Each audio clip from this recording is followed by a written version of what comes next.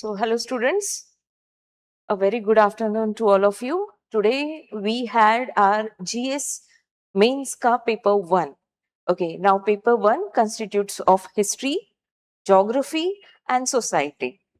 So, as every time I have been telling you that you first need to concentrate on the major themes and the micro themes. Beyond that, you also need to go with some of the analysis of current affairs. And that makes your content mixture the perfect for your mains orientation. Okay, so here the similar kind of questions you would be seeing with respect to your GS paper 1 with respect to your society paper, social issues ka paper. Okay, so this year, that is in 2026, we have been asked for 6 questions. Okay, so there were total 6 questions which constituted 75 marks. Now, all these questions, all these 6 questions were completely on the basic themes which you study at the first phase, and a very straightforward question. Okay, so let us first read these questions. Okay, question number 8. Now, if you can see the question from the board, the unity in diversity remains the defining feature of Indian society despite the challenges from communalism and regionalism. So there are directly heated keywords, directly heated themes, and there is very straightforward question. No kintu and parantu. Okay, no need of making anything or any analysis that are related to the current affairs, than gazing what UPSC is expecting from us. Nothing like that. Straightforward question. Okay, so unity in diversity, the most important feature of Indian society. The very first feature of Indian society, we read, we revise number of times when we start Indian society. Okay, and this feature is discussed with respect to communalism and regionalism. Now, every time we have the news on the communalism as well as regionalism. In the recent times, we have been going through many of the federal issues. We have been going through many of the movements, regional movements. Let's take an example of, in fact, Telangana of 2014. Let's take an example of Maharashtra and Gujarat as well. Okay, so here the regionalism as well as communalism, you would be having n number of example with respect to communalism also. Let's take 1992 ka Babri Masjid case. Okay, so instead of discussing overall right here, let us move to the next question. Eventually we would be discussing the overall structure that was expected from you guys. Okay, now the second question, how do you understand the disability? See, the question is directly straightforward again. What do you understand by the disability? You just have to define it in the introduction. What is meant by disability? Okay, it is completely a medical term. Okay, but you have to give some of the access related to the social things also. Okay, substantiate the need of inclusive policy framework. So inclusive development एक सबसे major theme है जो हम social issues में भी पढ़ते हैं, social justice में भी पढ़ते हैं. Okay, after that, the 10th question, do you think digital technology promotes the social empowerment? So the relation between the digital technology and the social empowerment. Of course, we have done a number of development, infrastructural development to ease the access of this digital technology. But are all this infrastructure accessible at the ground level to each one of them? It's not the case, right? So here, digital technology and social empowerment needs to be collided together. Okay, the features that we have already initiated and the challenges that still persist. and why do we need an inclusive framework for development of this thing. Okay, now after that, the fourth question, which was the 18th question in your question paper, is caste disappearing. Okay, is the caste disappearing in urban India? Illustrate in your answers with the examples. So at least 3 to 4 examples you should have been given, explaining the consequences of this too. Of course, you can associate this examples with a number of reports, recent reports. Okay, now beyond this, critically examine the challenges of demographic transition. Now, recently we had the report NFHS 6 report. Okay, so this report had commonly concluded on the demographic transition which is happening in contemporary India. Okay, so there are some of the things which you need to access from the conclusion of this report and evaluate the impact of globalization. So a quite common question which you all people have practiced through PYQ themes. Okay, so here first regionalism and communalism. Okay, secondly inclusive development. Third is related to, of course, the inclusive development again, than the caste or the population issue. This is around the population issue ka theme. The fifth question is also around the population issue ka theme. And the last question is around the globalization. So, communalism and regionalism, okay, then the inclusive development, again inclusive development. So in total we have 5 to 6 themes, that are directly asked in this year ka question paper with respect to GS1 society paper, okay, which constituted for 75 marks. Okay, now let us move further with each of this question. Now, what was expected in this first question? Unity in diversity. Unity in diversity remains, okay, remains the defining feature of Indian society. Okay, despite the challenges from communalism and regionalism. So here in question itself, it is saying that it is a very common feature of Indian society which is existing still since long. Okay, so in introduction you need to first talk upon unity in diversity. Unity in diversity. Now, while you talk about unity in diversity, either you can talk around the feature of this, or either you can talk about some of the books that are, given by Pandit Jawaharlal Nehru. Let's take an example of Discovery of India, or the Rajni Kothari's ka Politics in India. You can give in any way either. Okay, so here you can take the books reference, you can either take the quotes ka reference, or either you can take around the features of this unity in diversity. Okay, now when we come on the body, the first important aspect that we need to cover is along the flow of the question. Okay, so it is a defining feature of Indian society. Okay, so how it is a defining feature? How it is a defining feature? Okay, so how it is, you can prove it through the medieval age, you can prove it through modern age history. Okay, you can provide through the present status as well. Okay, so at the medieval age you can give the example, or you can elaborate with the help of Bhakti and Sufi movement.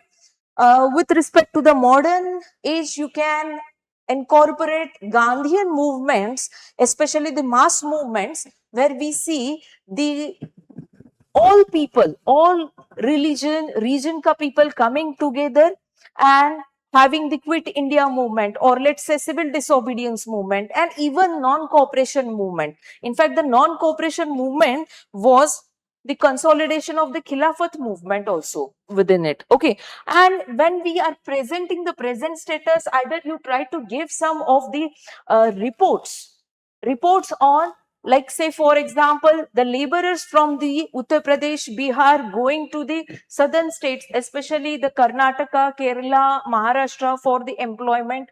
Okay, especially the IT sector. You can take the example of such things in the first part of your body structure. Now, the second part would be discussing upon the challenges that are there present in the contemporary India. Okay, so here challenges with respect to the communalism and regionalism. For communalism, you can go for communalism, you can go for 1992 ka Babri Masjid case. For regionalism, you can go on Son of Soil ka movement, Beyond that, you can also particularly give the examples with respect to Maharashtra, Assam. You can even give the river projects conflict between the Karnataka and Tamil Nadu, okay, which has divided the geography with the crisis as well. Okay, so here having this, you can also talk on some of your comments. Okay, like for example, even if there are challenges existing on the communalism, on the basis of regionalism, yet there is unity in diversity, yet all the people are standing together with respect to Article 29 and 30 of Indian Constitution. Okay, beyond that, you can also talk about the Sarkaria Commission ka recommendations. Okay, so this is how this was expected to be solved within the 150 words. Now let us take around the second question. How do you understand the disability and substantiate the need for inclusive policy framework in India in this regard? So here again in introduction, you need to speak on the definition of disability. What is actually the disability? So here, while you define the disability, you need to first define that it is not just a biological impairment, okay, but it is also disability from the society. Okay, like if a person is socially disabled, so he is also not going to have a number of opportunities. In fact, our policy towards this disabled people was something else till 2016. Okay, and after 2016 amendment with respect to Rights of Persons and Disability Act, we have changed our policies. Okay, like here in the body, you can talk about the first shift in policies. Okay, so here you can talk about 2016 Act. Okay, and how we have shifted the policy. Okay, policy like going from charity to the enforcement of their rights. Previously, we followed just the charity principles. Okay, now we have moved to the enforcement of their rights. Enforcement of their rights. Disability of the persons, disability rights of the persons with disabilities. Okay, Act of 2016. Beyond that, you can also write about the Article 21 and also Article 14. Okay, now after that, the initiatives taken by the government on Sugamya Bharat Yojana. Okay, to facilitate them at the public spaces. Okay, so in the conclusion, or what we can tell in the way forward, you can of course talk about the case studies, European Union ka case studies, where all such infrastructure is available at free of cost, whether it is the public space, whether it is a private space. At currently, we are availing this kind of infrastructure just at the public spaces, but we have not made them compulsorily accessible at the private spaces. So here you can give all such kind of examples and the case studies. Okay, now let us move ahead with the next question. Do you think that the digital technology promotes social empowerment? Explain with the example. So digital technology is in itself the most important theme. Now this theme is also relatable to your GS2 also, GS3 also. Okay. Now this time it has been related to GS1 with respect to social empowerment. So in introduction, you are of course going to say that digital technology infrastructure is already available through n number of schemes. You can present any kind of scheme here. Let's take the JAM Trinity, Jan Dhan, Aadhaar and mobile. Okay, so here you can talk about the JAM Trinity, but the question remains about the accessibility. Okay, the questions remain about the accessibility. Now, the same flow you have to construct in the body, but in elaborated arguments. Okay, so here in the body, first you will be going for the social empowerment initiatives, okay, that are taken digitally. Okay, now you have to elaborate with n number of schemes. Okay, and साथ ही साथ आपको थोड़ा बहुत argue करना है. Let's take an example of Diksha and Swayam portal. Okay, now Diksha and Swayam portal are very good kind of portals which provide the educational access. Okay, but here again the issue is of infrastructural availability. Okay, so here you have to put the argument with respect to the initiative taken by the government, and in the sub point you have to give the argument. That's it. Okay, now in the second in the second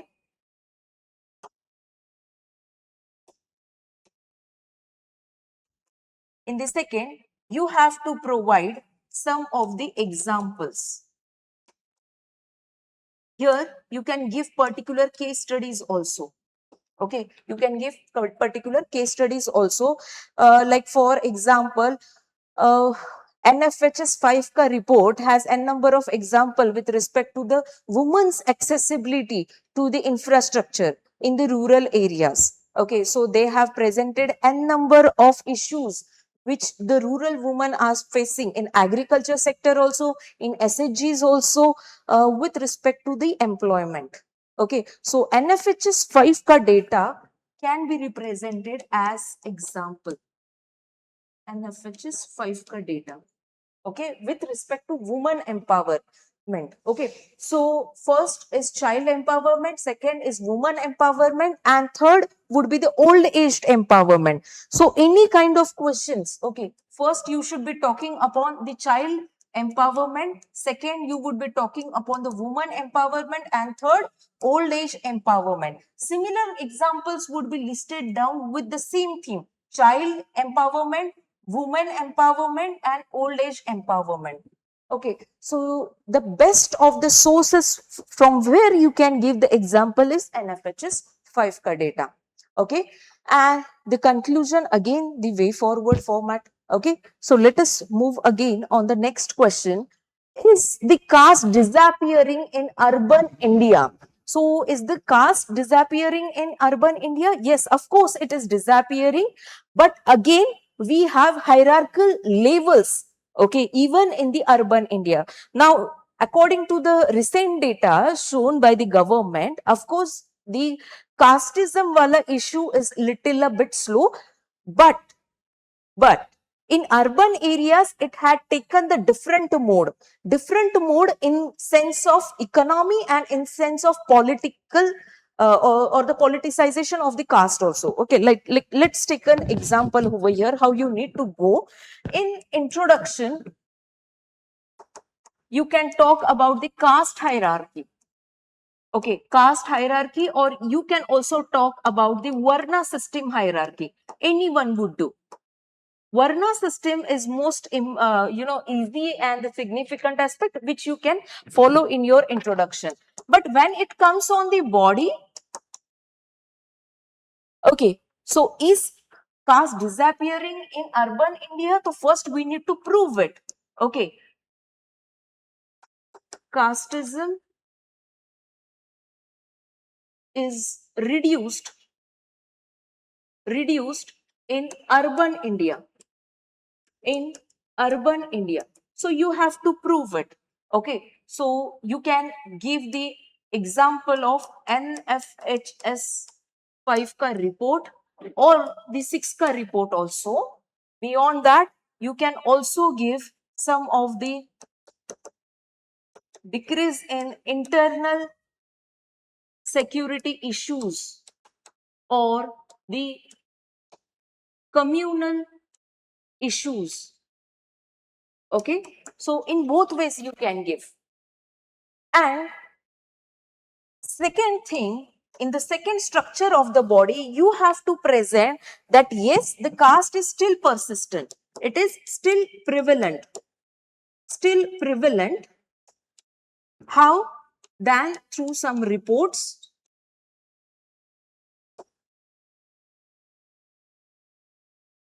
Through some of the reports. After that, you have to give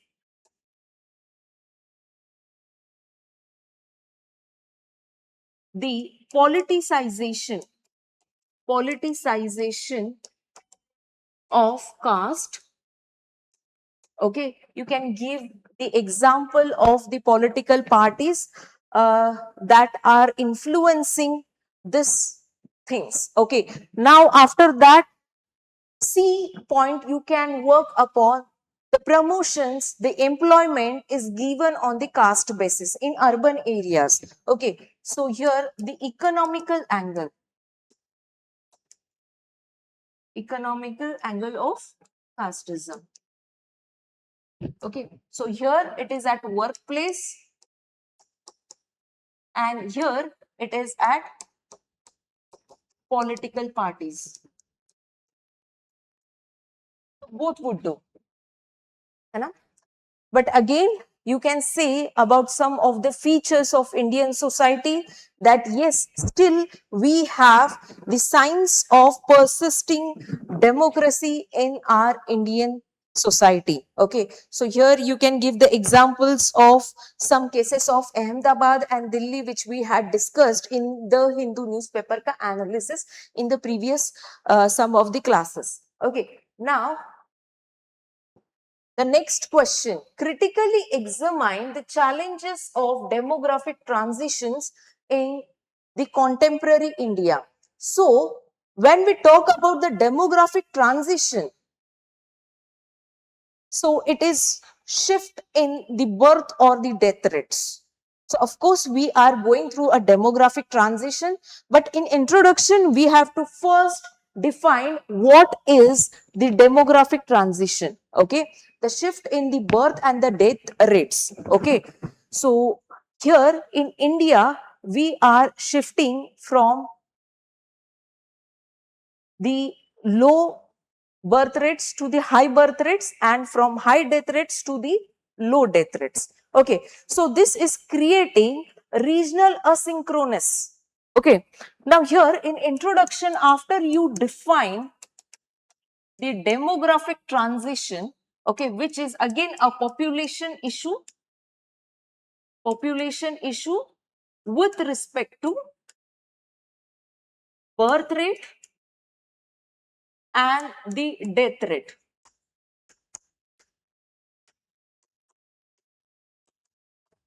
Okay, so after defining this in body, you have to first examine the challenges of demographic transition. Challenges of demographic transition.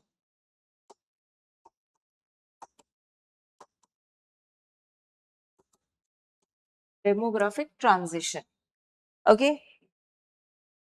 So first, dependency of the population has been increased, okay, or would be increasing in upcoming generations. So it is responsible for a social change. Okay, in social change, talk about the population dependency, population dependency. Okay, on employment issues. Okay, and the insecurity that will be persisting in India. Now, after this, you can talk about the economical change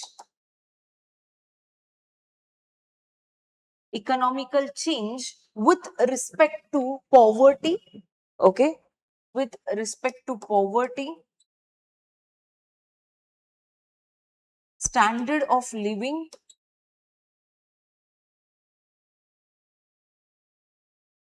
Okay, and after that, the political changes.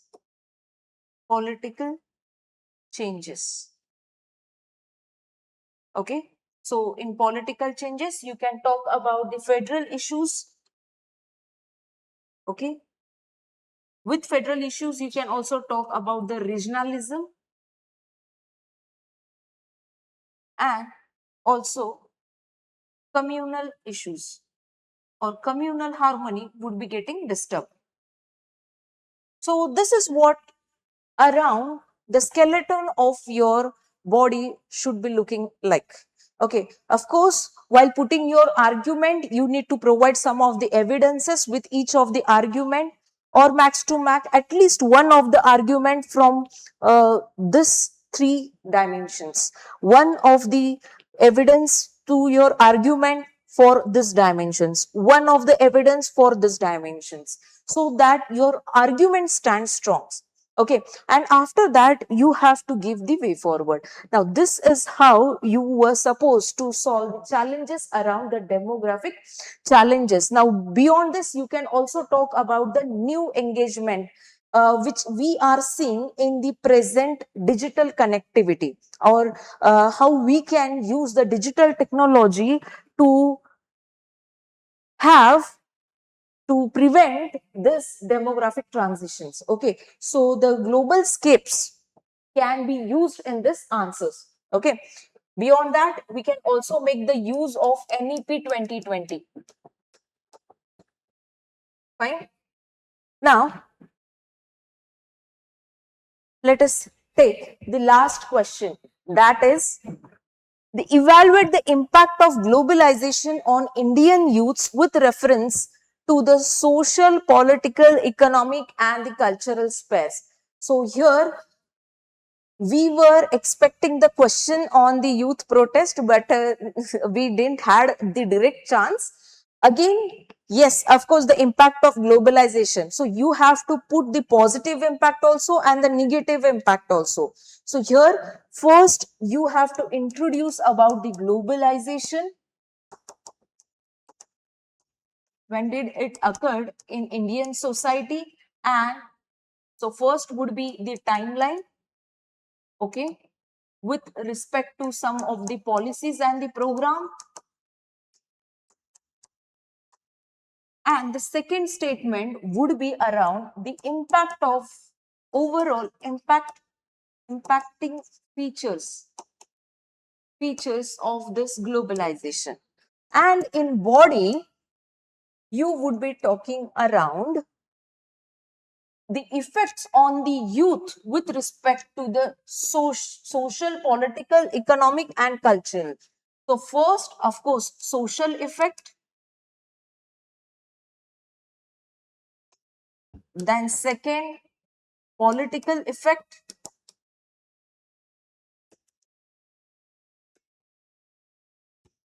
third, economical effect,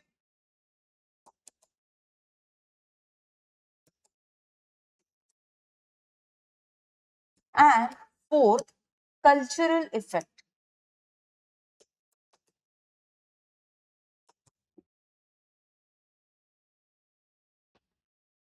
So effect would be again positive and negative. Okay, so here when we talk about positive effects, then of course we can see that the community tensions have been decreased when we come to the youth generation. But again, there are also negative sides of that too. Okay, after that, if we need to see the political effects, then of course this mass youth have been very aware of their political rights, of the political campaigns and everything. But again, this is a double sided sword. Okay, so here again that, and in cultural effect, you can also talk about the double culture or remix culture ka system. With that, you can talk about the hybridization of the cultures. You can take the examples of some of the festivals. Holi ले लो, नवरात्र ले लो, दिवाली ले लो. Okay, like Diwali का example आप अच्छी तरह से बता सकते हो. Instead of using oil lamps, they are now using the light electric lamps. Okay, ऐसे लेमन एग्जांपल्स देके आप एक्सप्लेन कर सकते हो. Economical effect, the positive also and the negative also. So the positive, that yes, they got the n number of opportunities, but the negative impact is that today, in today's contemporary India, now the question is talking about the present sphere. Okay, so here you can talk that the cyber security like threats are also existing in the present sense. So this is how you need to speak around the economic, social culture and the political spheres. After this, in conclusion, you have to say that although the globalization has provided us a number of opportunity for our youths, where they can be getting employed in a number of places, but still this is a double-edged sword. We are also facing the brain drain. Okay. In fact, beyond that also you can go that the inflation effect is quite higher in Indian society when any of the particular major economy gets heated. Okay, you can even give the present situation of Israel-Palestine ka issue. Okay, you can also give the US trade related issue. When the trades are affected, it directly hits our Indian society in the economical sphere, in the political sphere, and also in the socio-cultural sphere also. So anyway is possible. Just the look, the viewpoints which you have on this point or on this dimension needs to be firm. Okay, so this is what were my views. Beyond that, you can also give the labor periodic survey ka data in the economical sphere and social sphere and the cultural sphere as well. Okay, thank you. Mehrotra, the geography faculty at Tathastu ICS. हम आज मिले हैं GS paper 1 में geography के questions को discuss करने के लिए. आज जीएस पेपर 1 यूपीएससी मेंस 2026 का एग्जाम हुआ और 9 to 12 वाली शिफ्ट में जीएस पेपर 1 हो चुका है, जिसमें हिस्ट्री, ज्योग्राफी और इंडियन सोसाइटी से रिलेटेड क्वेश्चंस पूछे जाते हैं. In all 20 questions are there in your question paper और इसमें से 8 क्वेश्चंस ज्योग्राफी के ऊपर पूछे गए. फर्स्ट रिएक्शन वाले वीडियो में मैंने आप लोगों को ये वाली बात बताई ही थी that this year geography's question have not been very traditional. Physical geography के क्वेश्चंस आए हैं बट बहुत ज्यादा नहीं आए हैं. ह्यूमन ज्योग्राफी से भी डायरेक्ट क्वेश्चंस नहीं पूछे गए. This year the questions in geography have been very much based upon geopolitics. जिन बच्चों ने मेरा जीएस का बैच अटेंड किया है वो इस बात को बहुत अच्छी तरीके से जानते हैं that I always ask them to focus upon geopolitics. क्योंकि धीरे धीरे करके पिछले कुछ सालों में ये दिखता चला जा रहा है कि जियोपॉलिटिक्स एक बहुत ही इंपॉर्टेंट कंपोनेंट होता चला जा रहा है यूपीएससी मेंस में. Now some students also confuse geopolitics with IR. IR is more about the government policies and geopolitics is more about geographical advantage and disadvantage. दोनों में फर्क है, आपको ये फर्क पता होना चाहिए. तो जियोपॉलिटिक्स से क्वेश्चंस आए हैं बेटा. नेक्स्ट टेक्नोलॉजी से रिलेटेड भी क्वेश्चंस आए हैं कि किस तरीके से ह्यूमंस टेक्नोलॉजी को यूज करके अपने रिसोर्सेज को बेटर बना सकते हैं. ह्यूमन इंपैक्ट के ऊपर तो क्वेश्चंस हर साल ही आते हैं कि नेचर के ऊपर और नेचुरल प्रोसेसेस के ऊपर ह्यूमंस का क्या इंपैक्ट पड़ रहा है. ह्यूमन जो एक्टिविटीज हैं वो एक्टिविटीज किस तरीके से बहुत सारे प्रोसेसेस के ऊपर या बहुत सारे नेचुरल प्रोसेसेस के ऊपर इंपैक्ट डाल रही हैं. इसके अलावा ऑब्वियसली कुछ ट्रेडिशनल क्वेश्चंस भी आए हैं जो डायरेक्टली क्लाइमेटोलॉजी से पूछे गए हैं और जियोमॉर्फोलॉजी से भी पूछे गए हैं. This was a bit surprising for me also. Climate से क्वेश्चन आता है, लेकिन जियोमॉर्फोलॉजी का क्वेश्चन आना अपने आप में थोड़ा सा सरप्राइजिंग था, क्योंकि आजकल यूपीएससी क्लाइमेट और ओशन के ऊपर थोड़ा ज्यादा फोकस कर रहा है और जियोमॉर्फोलॉजी के ऊपर थोड़ा कम फोकस कर रहा है. But again as I always say, you never know with UPSC. जैसे ही हमें लगता है कि हमने कोई कोड क्रैक कर लिया है, यूपीएससी वैसे ही गेम्स के रूल चेंज कर देता है. और एक क्वेश्चन इस बार करंट इवेंट से आया है, and that too a current event which is not related with India, a current climatological event which is not related with India but with Japan. यहां भी यूपीएससी थोड़ा सा इंटरेस्टिंग हुआ है. मैं हमेशा कहता हूं यूपीएससी क्या कोई भी नहीं चाहता कि आप उसके बनाए हुए सारे क्वेश्चंस के आंसर्स दें. यूपीएससी भी हमेशा यही करता है, कोई वन ऑफ टॉपिक ऐसा ले आएगा जिसके बारे में आपने नहीं ही सुना होगा, ताकि आप उस क्वेश्चन का आंसर ना दे पाए. इस बार किया यूपीएससी ने. So this is the GS paper 1 that has come this year. Now let us analyze this paper. Let us look at the geography questions. And मैं आपको बहुत ज्यादा बोर नहीं करूंगा, लेकिन शॉर्ट में मैं आपको जरूर बताऊंगा कि आपको क्या करना चाहिए था इन क्वेश्चंस में, किस तरीके से आपको इन क्वेश्चंस के आंसर्स लिखने चाहिए. Now coming to the paper, 8 questions have been asked from geography overall. 8 questions पूछे गए हैं ज्योग्राफी से. ये इन क्वेश्चंस को हमने आपके लिए हाईलाइट कर रखा है. These are the questions that have been asked. Now we come to the first question of geography, which is the 4th question of the paper. Now this first question is the question that UPSC didn't want you to answer.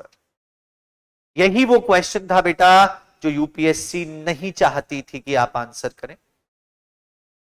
और पहला question हमेशा जानबूझ के difficult बनाया जाता है ताकि बच्चों का मोराल, बच्चों का कॉन्फिडेंस थोड़ा सा डाउन हो जाए.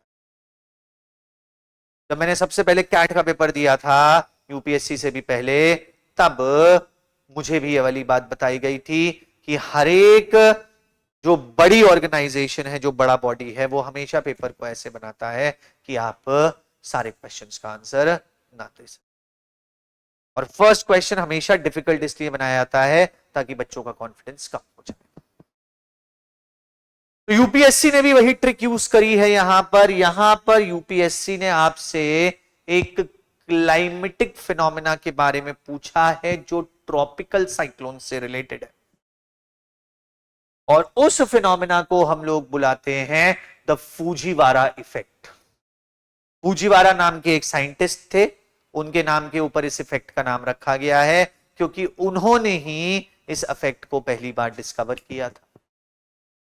Now when we are talking about the Fujiwara effect, UPSC ने हमसे ये पूछा है कि इसका इंपैक्ट हमें बताना है on the intensity and the movement of tropical cyclones. तो अगर बेटा हम लोग फूजीवारा इफेक्ट के बारे में बात करते हैं तो ये एक्सप्लेनेशन है फूजीवारा इफेक्ट का। फूजीवारा इफेक्ट तब होता है जब दो ट्रॉपिकल साइक्लोन से एक दूसरे के बिल्कुल पास में आ जाते हैं। जब वो एक दूसरे के बिल्कुल पास आ जाते हैं तो वो एक दूसरे के साथ इंटरैक्ट करने लग जाते हैं। जब वो एक दूसरे के साथ इंटरैक्ट करने लग जाते हैं तब वो एक कॉमन सेंटर के अराउंड रिवॉल्व करने लग जाते हैं। और जब ये कॉमन सेंटर के अराउंड रिवॉल्व करने लग जाते हैं तो अब दो पॉसिबल आउटकम्स हो सकते हैं। There can be two possible outcomes. ये लिखे हुए हैं, या तो जो स्ट्रॉन्गर साइक्लोन है वो वीकर साइक्लोन को एब्जॉर्ब कर लेगा, और जब वो स्ट्रॉन्गर साइक्लोन वीकर साइक्लोन को एब्जॉर्ब कर लेगा तब बेटा क्या होगा, जो strength of the single cyclone है वो काफी ज्यादा हो जाएगी, क्योंकि स्ट्रॉन्गर साइक्लोन के अपने अलग क्लाउड्स होंगे, वीकर साइक्लोन के अपने अलग क्लाउड्स होंगे, दोनों के क्लाउड्स आपस में मिल जाएंगे तो एक बहुत ही बड़ा साइक्लोन बन जाएगा। या फिर ऐसा भी हो सकता है क्योंकि दो साइक्लोन्स एक दूसरे के काफी ज्यादा पास में हैं, ये दोनों साइक्लोन्स एक ही वाटर बॉडी से जब वाटर वेपर लेने की कोशिश करेंगे तो ये दोनों आपस में कंपीट करेंगे, और इस कंपटीशन की वजह से दोनों में से किसी को भी सूटेबल अमाउंट में वाटर नहीं मिल पाएगा और दोनों साइक्लोन्स वीक हो जाएंगे। तो पहली बात, फूजीवारा इफेक्ट में दो ट्रॉपिकल साइक्लोन्स एक दूसरे के काफी पास में आ जाते हैं। दूसरी बात, ये एक दूसरे के साथ इंटरैक्ट करने लग जाते हैं, ये कॉमन सेंटर के अराउंड घूमने लग जाते हैं, और जब ये कॉमन सेंटर के अराउंड घूमते हैं तब क्या होता है, तब बेटा दो पॉसिबल आउटकम्स हो सकते हैं। या तो स्ट्रॉन्गर साइक्लोन वीकर साइक्लोन को एब्जॉर्ब करके एक बहुत बड़ा साइक्लोन बना देता है, और या फिर दोनों आपस में कंपीट करने लग जाते हैं, और उसकी वजह से क्या होता है, उसकी वजह से दोनों साइक्लोन्स वीक हो जाते हैं। तो इस फिनोमेना को we call as the Fujiwara effect. अब यूपीएससी के क्वेश्चन को अगर हम लोग देखते हैं तो जो हमसे क्वेश्चन पूछा गया है कि हमें इसका इंपैक्ट मूवमेंट और इंटेंसिटी के ऊपर एक्सप्लेन करना है, तो अगर मुझसे ये क्वेश्चन पूछा जाता तो मैं फर्स्ट इंट्रोडक्शन में, जो इंट्रोडक्शन पार्ट होता है मेरे आंसर का, उसमें मैं यही लिखता कि Fujiwara effect is named upon a scientist, a Japanese scientist, in which two tropical cyclone start interacting with each other. Body में मैं ये लिखता कि जब ये इंटरैक्शंस होते हैं तब दो पॉसिबल आउटकम्स हो सकते हैं, इंटेंसिटी इंक्रीज भी हो सकती है, एक बड़ा साइक्लोन भी बन सकता है, और दोनों साइक्लोन्स वीकन भी हो सकते हैं। अब बेटा होता क्या है कि साइक्लोन्स की एक ट्रैजेक्टरी होती है, एक पाथ होता है। फूजीवारा इफेक्ट के बाद उस पाथ को प्रिडिक्ट करना मुश्किल हो जाता है। तो फूजीवारा इफेक्ट के बाद जो पाथ है साइक्लोन्स का वो अनप्रिडिक्टेबल हो जाता है। दिस इज अ प्रॉब्लम, क्योंकि जब साइक्लोन आता है तो पहले से ही हम उसका पाथ प्रिडिक्ट करके ये वाली बात समझ लेते हैं कि ये साइक्लोन कहां पर किस कोस्टल एरिया के ऊपर इंपैक्ट दिखाएगा, और हम वहां पे पहले से ही डिजास्टर मैनेजमेंट स्टार्ट कर देते हैं। लेकिन जब इनका पाथ अनप्रिडिक्टेबल हो जाएगा तो हमें पता ही लगेगा कि ये किस कोस्टल एरिया के ऊपर इनका अपना इंपैक्ट दिखाएगा, और इसलिए डिजास्टर मैनेजमेंट डिफिकल्ट हो जाता है। तो अब बॉडी में इंटरैक्शन के बारे में लिखने के बाद, टू पॉसिबल आउटकम्स के बारे में लिखने के बाद, मैं कंक्लूजन में ये वाली बात जरूर लिखता that the movement becomes unpredictable and the disaster management becomes difficult. और लास्ट में मैं ये वाली चीज जरूर लिखता कि भाई हमारे बे ऑफ बंगाल में बहुत सारे साइक्लोन्स बनते हैं, दो साइक्लोन साइमल्टेनियसली भी बन सकते हैं, और हमें फूजीवारा इफेक्ट देखने को मिल सकता है। इसीलिए इंडिया के लिए भी इसकी स्पेशल रेलेवेंस है। और यहां पे मैं अपने आंसर को खत्म कर देता, क्योंकि वैसे भी 150 वर्ड्स का आंसर है, मैं बहुत ज्यादा तो नहीं लिख सकता। तो इंट्रोडक्शन में I would have written about the interactions, about the scientist, about the movement around the common center. Body में I would have written about the two possible outcomes. I would have also written about the unpredictability. हाँ, इसे भी मैं body में ही लिख देता. I would have written about the difficulty of disaster management. यहां पे मैं अपने body को खत्म कर देता. और lastly, conclusion में I could have given the example of Bay of Bengal. One more thing, body में मैं ये वाली चीज भी लिख सकता था, या इसको मैं इंट्रोडक्शन में ज्यादा अच्छी तरीके से लिखता, that this phenomena was recently observed in June 2026 near Japan. Japan में जून 2026 में ये फिनोमेना देखने को मिला था, जब दो साइक्लोन्स के बीच में ये इंटरेक्शन. तो इसे मैं अपने इंट्रोडक्शन में और इंक्लूड कर देता. My answer would have been perfect. तो ये हमारा पहला आंसर है. दूसरा आंसर या दूसरा क्वेश्चन तुंद्रा रीजन से रिलेटेड है. Which is tundra region? 60 degrees के ऊपर वाला जो रीजन होता है उसे हम लोग टेक्निकली तुंद्रा कहते हैं. Now when we are talking about tundra, they say that tundra is ecologically fragile but economically important. Examine the statement critically. तो अब हमें तुंद्रा की दो कैरेक्टरिस्टिक्स के ऊपर फोकस करना है. We have to focus upon the ecological characteristics of tundra and the economic characteristics of tundra. तो इस आंसर में बेटा मैं जनरली क्या करता, मैं सबसे पहले इंट्रोडक्शन में तुंद्रा की लोकेशन को डिस्क्राइब करता. मैं ये डिस्क्राइब करता कि तुंद्रा में कौन कौन से कंट्रीज आते हैं. जैसे नॉर्दर्न हेमिस्फेयर में ही तुंद्रा है. सदर्न हेमिस्फेयर में तो 60 के ऊपर एंटार्क्टिका पड़ जाता है. आई would have discussed the location with respect to Russia, Scandinavian countries, Iceland, Greenland, Alaska, Canada. ये मेरा इंट्रोडक्शन हो जाता. My body would have been related to ecological characteristics.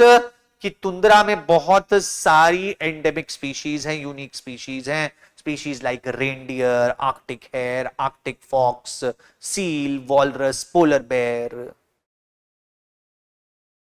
और इन सारी की सारी स्पीशीज के नंबर्स जनरली डिक्रीज हो रहे हैं. फिर मैं इस बारे में भी बात करता कि सिंस 1990s तुंद्रा में काफी सारे रिसोर्सेज डिस्कवर हुए हैं. जैसे रशिया में ऑयल और नेचुरल गैस मिली है, नॉर्दर्न रशिया में. Then in Greenland we have the rare earth elements. In Alaska we have gold, we have petroleum, we have oil. और इसलिए अब ये रीजन रिसोर्सेस के हिसाब से इंपॉर्टेंट होता चला जाए. फिर मैं यहां पे अपने बॉडी को खत्म करता और कंक्लूजन पे आता. कंक्लूजन में मैं आर्कटिक काउंसिल के बारे में जरूर लिखता, which is an international organization created specifically for this region. It is working towards sustainable development of this region. यहां पर रिसोर्सेज हैं, उनका एक्सट्रैक्शन होगा, डेफिनेटली होगा, लेकिन कुछ ऐसी स्ट्रैटेजीज बनाई जाएं जिससे this extraction is not causing, you can say, ecological loss. और उसके बाद कुछ रीसेंट चीजों के बारे में मैं लिख देता. जैसे आप लोगों ने अपने न्यूज़पेपर्स वगैरह में पढ़ा होगा कि ट्रम्प साहब ग्रीनलैंड को खरीदने की बात कर रहे हैं. इसीलिए कर रहे हैं क्योंकि उसमें काफी सारे रिसोर्सेज मिले. ये अब आपके ऊपर है कि इसे आप कंक्लूजन में भी लिख सकते थे, इसे आप बॉडी में भी लिख सकते थे. तो it completely depends upon you why you want to fit these recent. तो introduction, the location of tundra, body, the ecological important and the resources of tundra, and possibly recent developments like US interest in Greenland, and conclusion, the Arctic Council. Recent developments में आप China के polar silk route के बारे में भी लिख सकते हो, और इंडिया ने नॉर्वे का एक रीजन है स्वालबार्ड, वहां पर एक रिसर्च स्टेशन बनाया है हिमाद्री, उसके बारे में भी. तो रीसेंट डेवलपमेंट्स में we have all the 3 big countries, USA का भी है, चाइना का भी है और इंडिया का. तो recent developments you can either fix in the body और you can fix in the conclusion. This would have been my answer related to देखो बेटा, कोई एक फिक्स आंसर नहीं होता है, you have to be creative enough to understand कि हाँ ये मेरा कंटेंट है, लेकिन इस कंटेंट को मुझे फिक्स किस तरीके से करना। तो this is our second question. Then we come to the third question, discuss the role of aeolian processes in desertification and land degradation. यहां पर हमें तीन वर्ड्स दे रखे हैं बेटा इस क्वेश्चन में, एओलिन प्रोसेसेस दे रखा है, डेजर्टिफिकेशन दे रखा है, लैंड डिग्रेडेशन दे रखा है। What are aeolian processes? Aeolian processes are the natural processes related with winds. What is land degradation? Land degradation is the loss of fertility of soil. And what is degradation? What is desertification? Desertification is a consequence of land degradation, where due to loss of fertility, the vegetation in any particular area decreases. तो aeolian processes क्या होते हैं? जो wind से related होते हैं। Land degradation क्या होता है? जहां सॉइल की फर्टिलिटी कम होती है। और डेजर्टिफिकेशन क्या होता है? जहां पर वेजिटेशन का लॉस होता है। तो अब ये कहा गया है कि हमें ये बताइए कि एओलिन प्रोसेसेस क्या रोल प्ले करते हैं इन डेजर्टिफिकेशन एंड लैंड डिग्रेडेशन। तो यहां पर हमें ये वाली बात लिखनी पड़ती कि भाई विंड्स की वजह से सॉइल इरोजन होता है। पहले कंटेंट समझिए, स्ट्रक्चर तो बना लेंगे, एक बार कंटेंट समझ लीजिए। तो विंड्स की वजह से सॉइल इरोजन होता है। विंड्स जब हाई वेलोसिटी से चलती हैं तो वो सॉइल से इवेपोरेशन बढ़ा देती हैं, जिससे सॉइल के मॉइस्चर का लॉस होता है। जब सॉइल इरोजन होगा या सॉइल के मॉइस्चर का लॉस होगा, दोनों ही केसेस में जो सॉइल की फर्टिलिटी है वो रिड्यूस होगी। और बेटा जब सॉइल की फर्टिलिटी रिड्यूस होगी तो बट ऑब्वियस सी बात है कि धीरे धीरे करके सॉइल में जो प्रेजेंट वेजिटेशन है वो कम होने लग जाएगा, विल स्टार्ट रिड्यूसिंग। तो मेन जो हमारा थीम था वो थीम इसी चीज के ऊपर रहना चाहिए था। तो अब मैं इस क्वेश्चन को ऐसे अप्रोच करता, अगर मुझे लिखना होता, मैं सबसे पहले एओलिन प्रोसेसेस के बारे में लिखता। The aeolian processes are related to winds. These are the processes which are observed when winds travel with high velocities across the surface of the earth. These processes are generally observed in arid regions. ये processes generally कहां देखने को मिलते हैं? जहां पर low rainfall होता है वहां पर देखने को। ये मेरा इंट्रोडक्शन हो जाता। बॉडी में, but obviously I would have written that due to these aeolian processes there is soil erosion and there is loss of soil moisture that leads to reduction in soil fertility, and hence aeolian processes are responsible for land degradation. और फिर यही वाली बात आगे लिखता कि land degradation जब हो जाती है तो लैंड डिग्रेडेशन होने की वजह से जो वेजिटेशन है वो रिड्यूस होता है और कोई भी ग्रीन एरिया एक वेजिटेशन लेस एरिया में कन्वर्ट हो सकता है, and that is how the aeolian processes can lead to desertification. तो लैंड डिग्रेडेशन और डेजर्टिफिकेशन को एक्सप्लेन करने से मेरा बॉडी आंसर का कंप्लीट हो जाता। Then I would have come to the conclusion. Now, talking about the conclusion, I would have written obviously land degradation and desertification are not positive scenarios, they are negative scenarios. इससे हमारे ecology पे, इससे हमारे agriculture पे negative impact पड़ रहा है। So I but obviously would have written about possible measures. I would have written about afforestation. कि अगर हम ज्यादा से ज्यादा पेड़ लगा देते हैं तो वो पेड़ क्या करते हैं, उनकी जो रूट्स हैं वो सॉइल को बाइंड कर लेती हैं और सॉइल इरोजन को रोक देती है। We could have written about shelter belts. What are shelter belts? We plant a row of trees perpendicular to the wind direction. तो ये ट्रीज क्या करते हैं, विंड की वेलोसिटी को कम कर देते हैं। I could have talked about zero tillage agriculture. जब हम लैंड की टिलिंग करते हैं तो सॉइल लूज हो जाती है और सॉइल के इरोजन की प्रोबेबिलिटी बढ़ जाती है. तो अगर हम जीरो टिलेज एग्रीकल्चर प्रैक्टिस करेंगे तो सॉइल इरोजन को रोक सकते हैं. So these are some possible measures that I would have definitely written over here in the conclusion. So introduction, aeolian processes, then body, land degradation and desertification, and conclusion, the possible measures. Then beta we come to the seventh question. Seventh question आया है कि water resources are both an asset and a source of conflict in Southern Asia. Examine this statement giving examples. तो यहां पे हमें water resources के बारे में बात करनी है, यहां पे हमें जनरली रिवर्स के बारे में बात करनी है.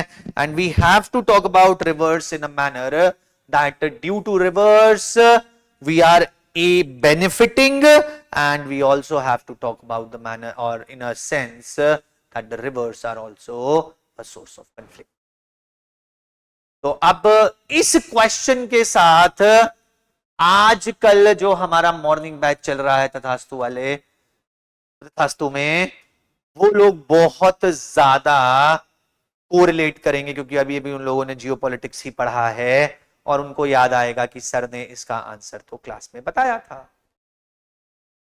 कि बेटा देखो, अगर हम सदर्न एशिया की बात करते हैं, in southern Asia firstly we are talking about 8 countries: India, Pakistan, Afghanistan, Nepal, Bhutan, Bangladesh, Sri Lanka and Maldives.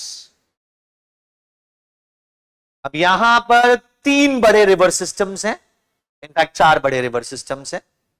Ganga river system है, इंडस रिवर सिस्टम है, ब्रह्मपुत्रा रिवर सिस्टम है और अफगानिस्तान में हेलमंद रिवर सिस्टम है. Now all these 4 rivers are very important for agriculture. All these 4 rivers are very important for providing water resources to millions of people.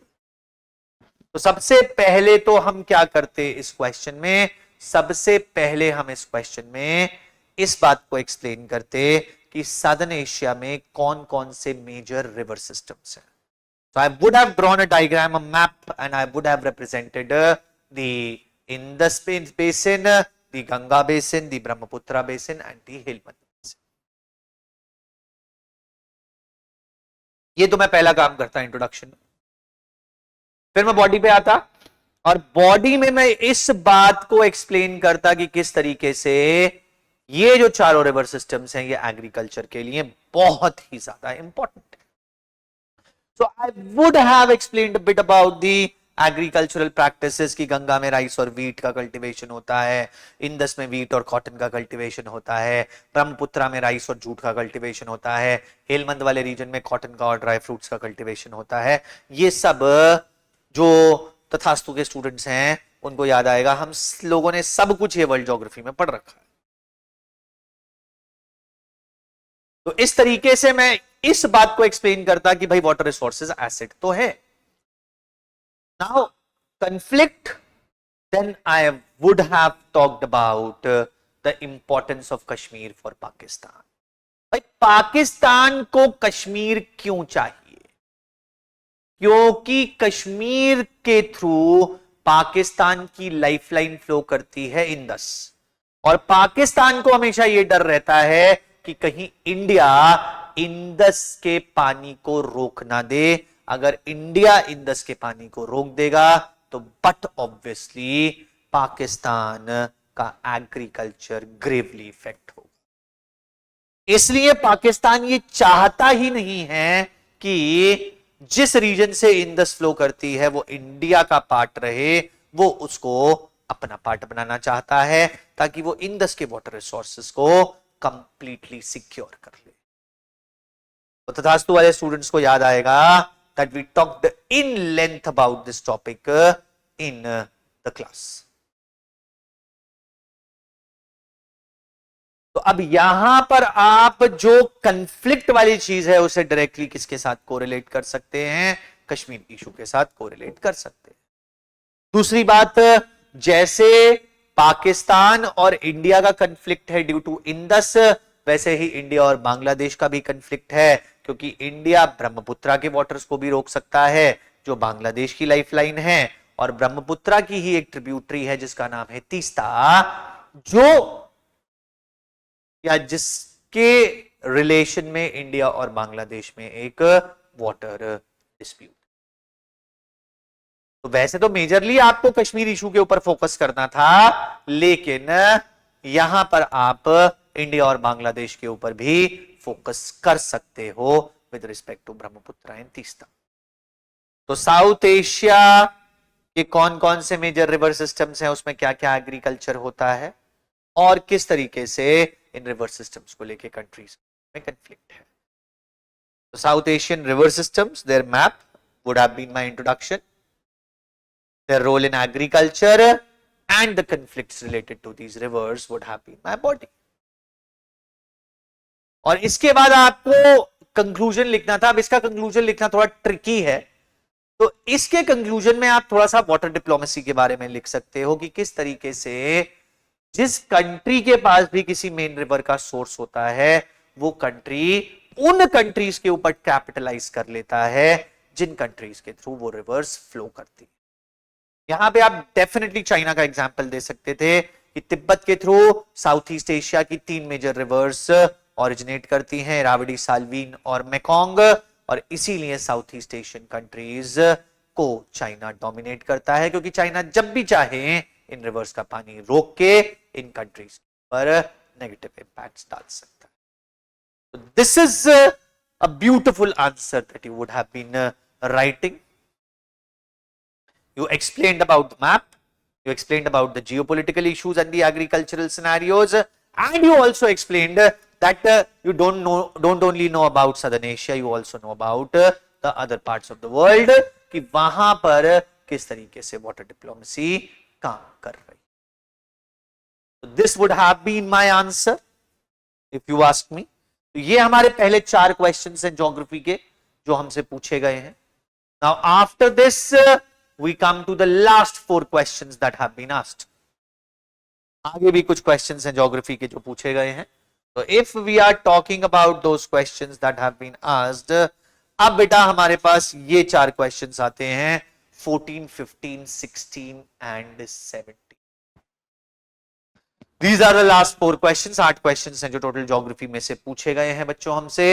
So now when we are talking about question 14, question 14 is probably the most straightforward question that UPSC could have asked you. आपसे 3 local winds के बारे में information मांगी गई है, लू, Chinook, फोहन, कि वो कौन से रीजन को इन्फ्लुएंस करती हैं, उनका नेचर क्या होता है और उनका क्लाइमेटिक इंपैक्ट क्या होता है। नाउ प्लीज अंडरस्टैंड, बच्चों को इस बात का बहुत कंफ्यूजन होता है कि सर इंट्रोडक्शन भी लिखना पड़ेगा, सर कंक्लूजन भी लिखना पड़ेगा। इट इज नेवर मैंडेटरी कि आपको सब कुछ लिखना पड़ेगा। अगर मुझे ये क्वेश्चन का आंसर लिखने को कहा जाएगा तो मैं 3 पैराग्राफ्स बनाऊंगा, इस आंसर को वहीं का वहीं खत्म करूंगा। फर्स्ट पैराग्राफ में मैं लू के बारे में लिखूंगा, दूसरे पैराग्राफ में मैं चिनूक के बारे में लिखूंगा, और तीसरे पैराग्राफ में मैं फोहन के बारे में लिखूंगा। What I will do is I will start writing about Loo, that Loo is a warm and dry wind that originates from western Rajasthan, affects the Gangetic plains, it increases the temperatures of the Gangetic plains, it also reduces the humidity of Gangetic plains, and it causes heat stroke to people in this area. ये मेरा पहला paragraph होता। दूसरा paragraph Chinook से related होता, that these flow along the eastern slopes of Rockies. They are also warm and dry winds. They increase the valley temperatures on the eastern part of Rockies, and they are mostly observed during the spring season. लू में मैं ये वाली बात लिखता जरूर, that they are observed during the peak summer season. फोहन में भी मैं पूरा का पूरा एक्सप्लेनेशन देता, that fohans are again winds that we find in Europe across the northern slopes of Alps. There you can say characteristics are very similar to that of Chinooks, and they also increase the temperatures which are on the northern slopes of Alps. तो मैंने यहां पर जो मुझसे पूछा गया है location भी बता दी, सीजन भी बता दिया, नेचर भी बता दिया और उनके क्लाइमेटिक इंपैक्ट्स भी बता दिए. हाँ, इस क्वेश्चन में मैं मैप जरूर ड्रॉ करता. आई would have drawn the map कि चिनूक्स कहां फ्लो करती हैं, पोहन्स कहां फ्लो करती हैं और लू कहां. तो बस ये बहुत स्ट्रेट फॉरवर्ड क्वेश्चन था. मतलब ये तो मुझे यूपीएससी लेवल क्वेश्चन भी नहीं लग रहा है, ये तो 12th लेवल क्वेश्चन है. इसके बाद इन्होंने नेक्स्ट क्वेश्चन पूछा है, ये तो लू वाला हो गया. Now they have asked an interesting question which is related with analyze the role of satellite based technologies in achieving climate smart agriculture and food security of India. तो हमें क्लाइमेट स्मार्ट एग्रीकल्चर को achieve करने के लिए और India में food security को achieve करने के लिए सैटेलाइट बेस्ड टेक्नोलॉजीज को यूज करना है. कैसे करना है, ये वाली बात यूपीएससी आपसे पूछना चाहता है. तो यहां पर देखो बेटा, हमारे पास जो पहला इंपॉर्टेंट वर्ड आ रहा है that is climate smart agriculture. Now what is climate smart agriculture? I would have written that in my introduction. Climate smart agriculture के 3 objectives होते हैं. The first objective is increase in production, the second objective is climate resistance and the third objective is environmental conservation. तो कोई भी agricultural practice जो इन तीनों objectives को पूरा करती है उसे हम लोग क्लाइमेट स्मार्ट एग्रीकल्चर कहते हैं. अगर इंट्रोडक्शन मुझे लिखना होता तो the first thing I would have written about this. Then I would have explained in the body कि हम क्लाइमेट स्मार्ट एग्रीकल्चर किस तरीके से अचीव कर सकते हैं. How can I achieve climate smart agriculture. हम माइक्रो इरिगेशन प्रोसेसेस को, ड्रिप इरिगेशन एटसेट्रा को यूज करके क्लाइमेट स्मार्ट एग्रीकल्चर प्रैक्टिस कर सकते हैं. हम जीरो टिलेज के through climate smart agriculture practice कर सकते हैं. हम सॉइल कैरेक्टरिस्टिक्स के हिसाब से प्लांट्स को या क्रॉप्स को कल्टीवेट करके क्लाइमेट स्मार्ट एग्रीकल्चर प्रैक्टिस कर सकते हैं, etcetera etcetera.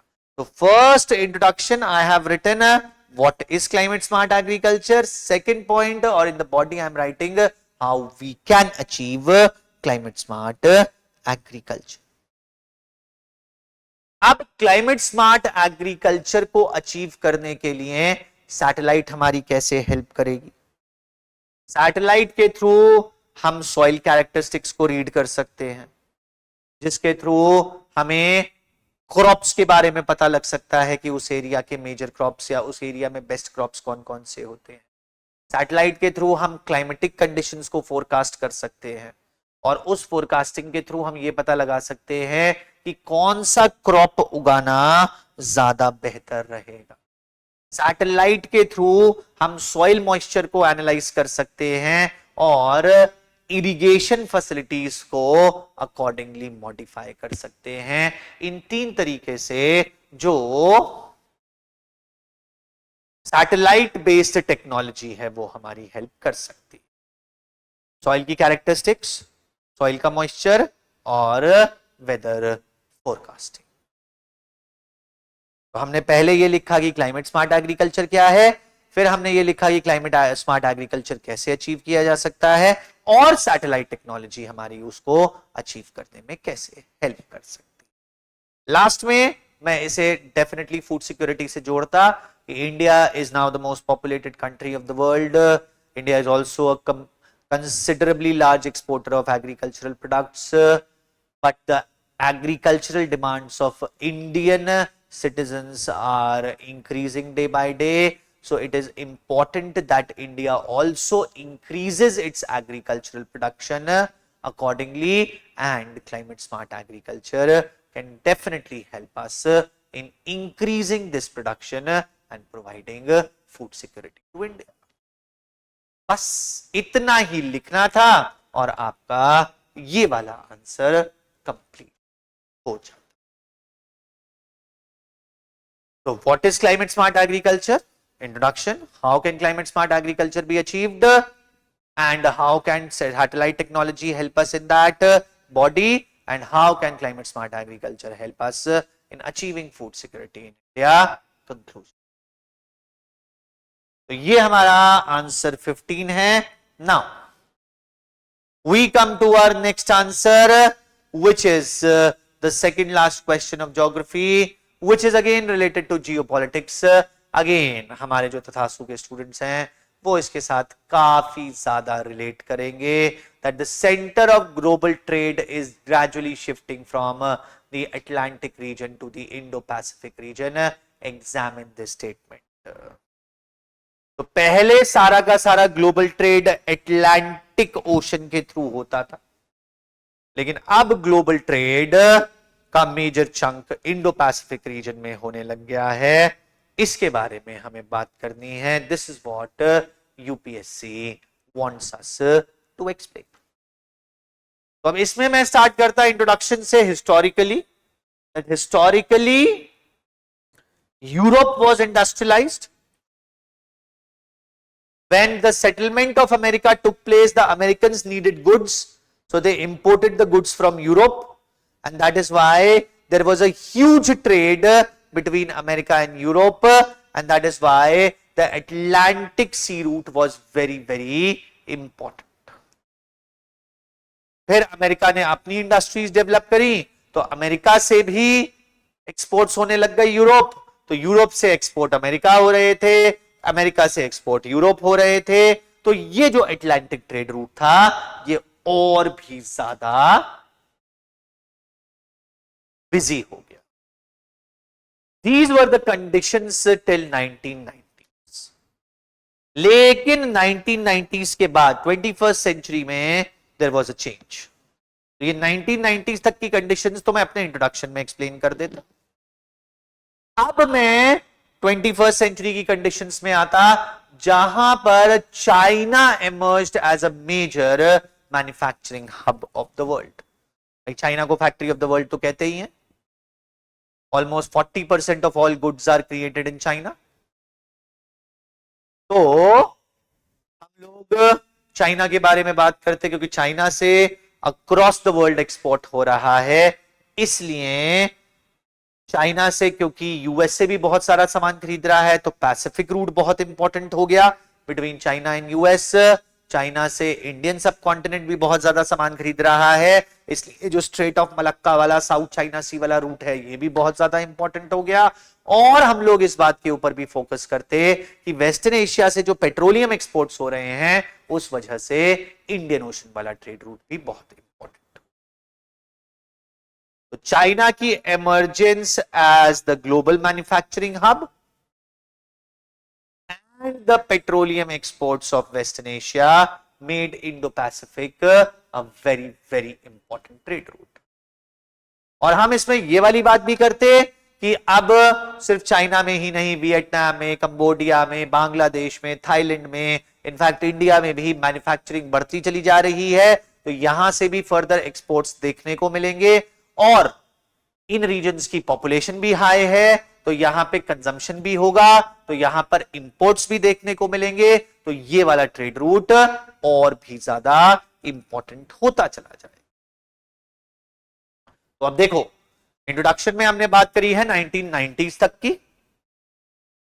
Atlantic root important क्यों था. बॉडी में हमने बात करी है कि emergence of China, petroleum exports from western Asia, इन दोनों ने इंडो पैसिफिक ट्रेड रूट को इंपॉर्टेंट बनाया. और फर्दर जो मैन्युफैक्चरिंग हब्स डेवलप होते चले जा रहे हैं वो इस रूट को फर्दर और भी ज्यादा इंपॉर्टेंट बना देंगे. अब लास्ट में कंक्लूजन में क्या लिखता कि अगर ये रूट इंपॉर्टेंट बनेगा तो इससे इंडिया को बहुत ज्यादा फायदा होगा. कैसे फायदा होगा बेटा? इंडिया की अगर हम ज्योग्राफिकल लोकेशन देखें तो इंडिया वेस्टर्न एशिया और ईस्टर्न एशिया के बीच में पड़ता है। जितने भी शिपमेंट्स चाइना या जापान से सऊदी की तरफ जाते हैं या सऊदी से चाइना जापान की तरफ जाते हैं, उन दोनों के बीच में इंडिया पड़ता है। तो इंडिया बहुत ही इंपॉर्टेंट ट्रांसशिपमेंट पोर्ट्स का डेवलपमेंट कर सकता है। ट्रांसशिपमेंट पोर्ट्स कौन से होते हैं? ट्रांजिशन पोर्ट्स भी कहते हैं इसे।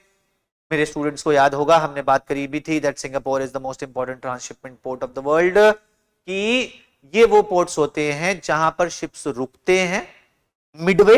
ये फाइनल डेस्टिनेशन नहीं होते हैं, लेकिन यहां पर शिप की मेंटेनेंस की जाती है, क्रू रेस्ट करता है एटसेट्रा, रिफ्यूलिंग की जाती है एटसेट्रा एटसेट्रा। तो मिडिल ईस्ट से लेके ईस्टर्न एशिया तक एक बहुत बड़ा रूट है। इन शिप्स को बीच में रुकने के लिए कोई जगह चाहिए होगी, तो ये इंडिया में हम लोग पोर्ट्स का डेवलपमेंट कर सकते हैं और ये शिप्स यहां पर रुक सकते हैं। और इसमें मैं ये भी लिखता, इसको मैं जरूर कनेक्ट करता सागरमाला प्रोजेक्ट के साथ, कि हमारा जो सागरमाला प्रोजेक्ट है वो डेफिनेटली इसी की तरफ फोकस कर रहा है, क्योंकि इंडो पैसिफिक वाला ट्रेड रूट इंपॉर्टेंट हो रहा है। इंडिया में मॉडर्नाइज पोर्ट्स की जरूरत है, इसलिए सागरमाला प्रोजेक्ट के थ्रू हम इन पोर्ट्स को डेवलप कर रहे हैं। बहुत अच्छा आंसर हो जाता है। तो इंट्रोडक्शन में 1990s तक क्या हुआ, बॉडी में 21st सेंचुरी में Indo Pacific important trade route कैसे बना, और कंक्लूजन में इस रीजन के इंपॉर्टेंट ट्रेड रूट बनने की वजह से इंडिया को क्या फायदा हो सकता है। और ये वाली बात भी एक्सप्लेन करेंगे कि सिर्फ इंडिया को फायदा हो नहीं सकता है, इंडिया को भी ये वाली बात पता है, इसलिए सागरमाला के थ्रू इंडिया इसके ऊपर कैपिटलाइज करने की भी कोशिश कर रहा है। It would have been a perfect answer. अब लास्ट क्वेश्चन है, which is related with analyze the major drivers of human induced land use changes in India and their geographical consequences। तो यहां पर यूपीएससी हमसे यह पूछना चाहता है कि किस तरीके से ह्यूमंस अपने फायदे के लिए लैंड का यूज करते चले जा रहे हैं और इस वजह से क्या क्या ज्योग्राफिकल कॉन्सिक्वेंसेस देखने को मिल रहे हैं।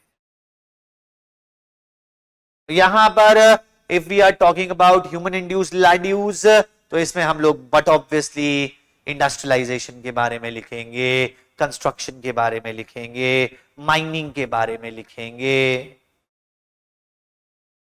इंडियंस या इंडिया में किस तरीके से पॉपुलेशन बढ़ने की वजह से हमें ज्यादा कंस्ट्रक्शन चाहिए, हमें ज्यादा इंडस्ट्रीज चाहिए, हमें ज्यादा एग्रीकल्चर चाहिए, हमें ज्यादा माइनिंग चाहिए। तो सबसे पहले तो हमें यह पता होना चाहिए कि ह्यूमन इंड्यूस्ड लैंड यूज का मतलब क्या है। We are talking about activities where humans are using the land which we share with other species, और फिर हमें इनके सारे के सारे कॉन्सिक्वेंसेस के बारे में भी लिखना है। तो अब इसमें मैं एक सिंपल सा काम करता, मुझे अगर ये आंसर को लिखना होता तो इंट्रोडक्शन में I would have explained about the growing population of India, about the increasing agriculture, industrialisation, mining etcetera. Then in the body I would have written about the geographical consequences of all these things. Industrialisation की वजह से pollution हो रहा है, agriculture की वजह से भी सॉइल पोल्यूशन हो रहा है, कंस्ट्रक्शन की वजह से डिस्प्लेसमेंट ऑफ स्पीशीज हो रहा है, माइनिंग की वजह से भी पोल्यूशन हो रहा है। तो मैं इन सारी की सारी चीजों के बारे में बात करता। मैं कंस्ट्रक्शन की वजह से अर्बन हीट आइलैंड इफेक्ट के बारे में भी बात करता, which is a major scenario that is being observed। तो ये मेरा बॉडी होता। और लास्टली बट ऑब्वियसली कंक्लूजन में I could have given the measures about वही। अब देखो एक इसका सोल्यूशन तो यूपीएससी ने आपको पहले से ही दे दिया था, and that was this climate smart agriculture. देखो एक क्वेश्चन से दूसरे क्वेश्चन का आंसर निकल आता है। एग्रीकल्चर में हम क्लाइमेट स्मार्ट एग्रीकल्चर को यूज कर सकते हैं, जिससे हम कम एरिया में ज्यादा प्रोडक्शन कर सकते हैं। कंस्ट्रक्शन को भी हम रोक सकते हैं, कंस्ट्रक्शन में भी हम कम लैंड यूज कर सकते हैं, हम horizontal expansion of the cities ना करके vertical expansion of the cities करें। तो एग्रीकल्चर के थ्रू जो ज्योग्राफिकल कॉन्सिक्वेंसेस देखने को मिल रहे हैं, कंस्ट्रक्शन के थ्रू जो लैंड रिसोर्सेस को हम लोग यूज कर रहे हैं, इन दोनों के लिए मैं डेफिनेटली मेजर्स देता। तो इसके इंट्रोडक्शन में मैं पॉपुलेशन प्रॉब्लम के ऊपर फोकस करता, इसके बॉडी में मैं ज्योग्राफिकल कॉन्सिक्वेंसेस के ऊपर फोकस करता, और इसके कंक्लूजन में मैं पॉसिबल सॉल्यूशंस के ऊपर। So this would have been my answer. See, I could have explained it all in a very, very detailed manner, but I also understand that that would have been a bit boring for you. So I needed to give you a roadmap, a generalized overview कि आपको क्या लिखना चाहिए था और क्या नहीं लिखना चाहिए था। तो मेरे हिसाब से बेटा ये आपका जिसे कहते हैं ज्योग्राफी के पेपर का एक पॉसिबल रोड मैप होना चाहिए था। मेरे हिसाब से पेपर टफ नहीं है, बिल्कुल भी नहीं है। By any stretch of imagination हम इस पेपर को टफ नहीं कह सकते हैं। पेपर इजियर साइड पे ज्यादा है। मैं इस पेपर को इजी टू मॉडरेट रखूंगा। बस एक वही जो पहला वाला है फुजीवारा इफेक्ट, वही एक out of the blue question है जो यूपीएससी ने पूछा है। बट अगेन 8 में से 7 क्वेश्चंस बहुत ज्यादा आंसरेबल हैं, which is more than good enough for you to clear your cut off. एक क्वेश्चन तो कभी भी आपकी कट ऑफ क्लियर होने से नहीं रोक सकता है। तो for me this is an easy to moderate paper. और जैसा मैंने स्टार्टिंग में भी कहा था, मैं फिर से कहूंगा, यूपीएससी चाह रहा है कि अब आप करंट अफेयर्स के ऊपर, जियोपॉलिटिक्स के ऊपर, यूज ऑफ टेक्नोलॉजी के ऊपर ध्यान दें। तो प्लीज मेरी अब आपसे यही रिक्वेस्ट है that for the next 2 to 3 years इन सारी चीजों के ऊपर प्लीज ध्यान दीजिएगा इन ज्योग्राफी। सो बेटा that is all from my side. I hope you found this session to be a bit informative. इस सेशन के थ्रू आपको कुछ चीजें पता लगी जो आपको मेंस में करनी चाहिए। So until next time, thank you so much, bye bye, take care, God bless you. Good afternoon, students. So let's discuss the question with regard to the Indian history. आज 6 सवाल इंडियन हिस्ट्री से पूछे गए। पहला सवाल था with regard to the Ashokan inscription. All right. So we will discuss the detail of Ashokan inscription with regard to the Mauryan Empire. तो question का की डिमांड क्या है? So the key word is importance of Ashokan inscription for reconstructing Mauryan history. ठीक है ना? So importance of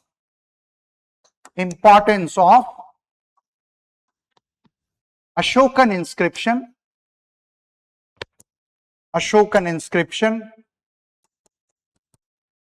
with regard to Mauryan history.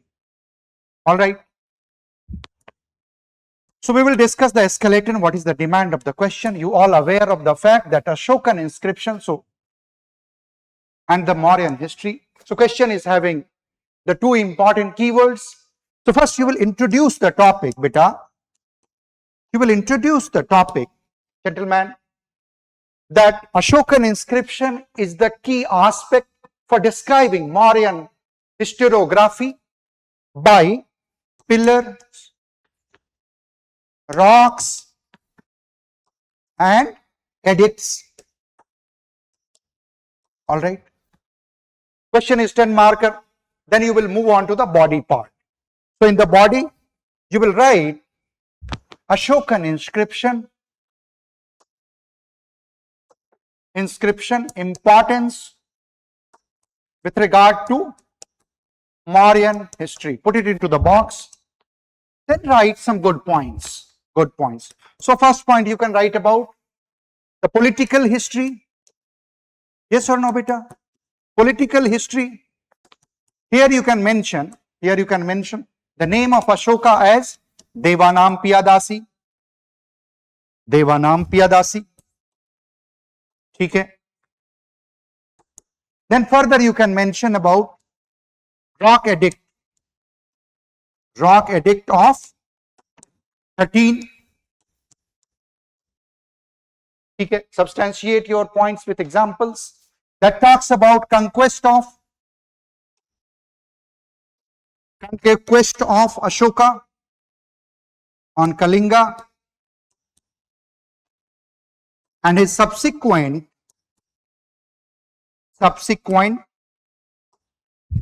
conversion for code of conduct.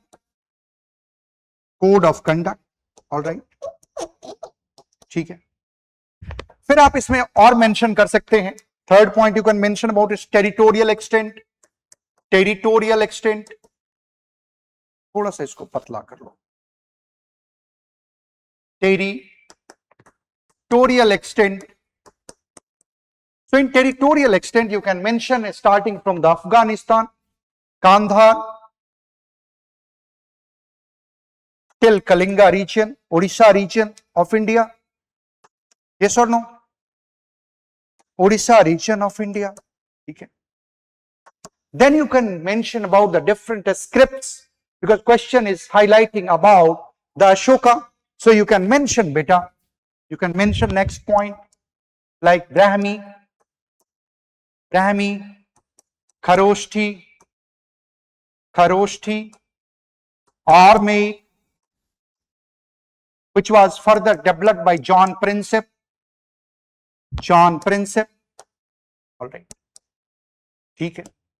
So such points you need to mention in this question. All right. Then you can talk about the Rock Edict 2, fifth point, Rock Edict 2, which talks about arrival of Antiochus. All right. Okay. So this is one dimension of the question. All right. Then further, writing after the 5-6 points, you will write that Ashokan inscription आप लिखेंगे इसमें, does not give the detailed description about Mauryan history. All right. Because it is the royal edict. So since it is a royal edict, so it does not give a detailed description about the entire Mauryanist empire. तो ये बिंदुसार के बारे में हमें detail जानकारी नहीं देता है. You can write this challenge as well. All right. It does not give the detailed description about Chandragupta Maurya. Here you can talk about the Arthashastra, Kautilya. All right. So such points, and then you will conclude. That Ashokan inscriptions, as in conclusion you can mention about the Dhamma Mahamatra. You can mention that Dhamma Mahamatra were for the sake of the original teaching of Buddha, that is the code of conduct. All right.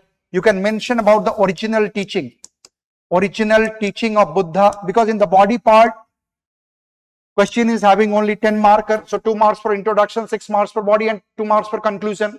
So in the conclusion, whatever the key points are remaining, you can conclude. All right. So original teaching of Buddha. So Ashokan inscription talks about the original teaching of Buddha. That is the code of conduct. That was proliferated by Dhamma Mahamatra. And because of this Ashokan inscription, Buddhism has spread in not only in India, rather the other parts of world by different branches like Mahayana Buddhism, Jain Buddhism, Hinayan Buddhism, Sri Lanka, Maldives, this Japan where Jain Buddhism is flourishing. So such points you need to mention. All right. You can mention about the different generosity done by the Ashoka. Such points you need to mention. So there are multiple points in this question. Since the question is 10 marker, so the main key points, 5 points you need to highlight. All right. The point is clear. I hope so. Moving on to the next question. So next question is, discuss the impact of Macaulay Minute on colonial administration and education in India. So next question is, Importance of Macaulay Minute. Importance of Macaulay Minute. Macaulay Minute. Right. Importance of Macaulay Minute. Importance of Macaulay Minute. Importance of Macaulay Minute on colonial administration and education. On colonial administration and education. So colonial administration and education. All right. Okay. This is again a 10 marker question. How you will define? How you will define? So you will write a good introduction that Macaulay Minute of 1835 made a mark for the modern education system in India, which lingers till in contemporary times. All right. And then you will start with the body part. Then you will start with the body part. Yes or no, beta? Point is clear? Point is clear? So in the first point you will write that it promoted English as a medium of education. English as a medium of education. Medium of education. All right. Medium of education. Rather than Sanskrit, Arabic and Persian. Sanskrit and Arabic. Second point you will write. It was more of, beta, it was more of Indian in color, okay, and English in test. It fostered downward filtration theory. Yes or no? It fostered downward filtration theory.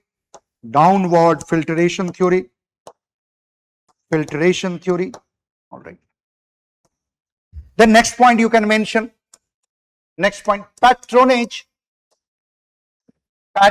from government towards education for the sake of universities and schools and universities. ठीक है बच्चे? All right. So such points you need to mention. All right. Moreover, you can also add on fifth point. It further lead to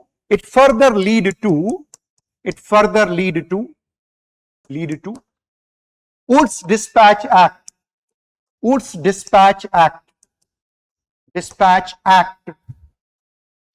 of 1854. Nevertheless, change the paragraph and the second demand of the question you mention nevertheless put comma, imminent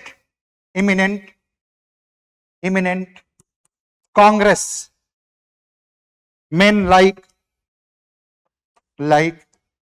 Vomesh Chandra Banerjee, Dinsa Vacha, Gopal Krishna Gokhale followed English as a medium of education. All right. Now some positive points also. So you will mention modern education system, current modern education system.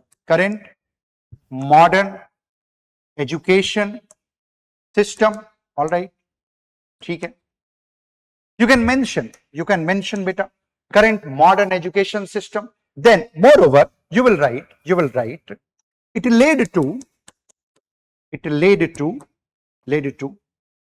anti-colonial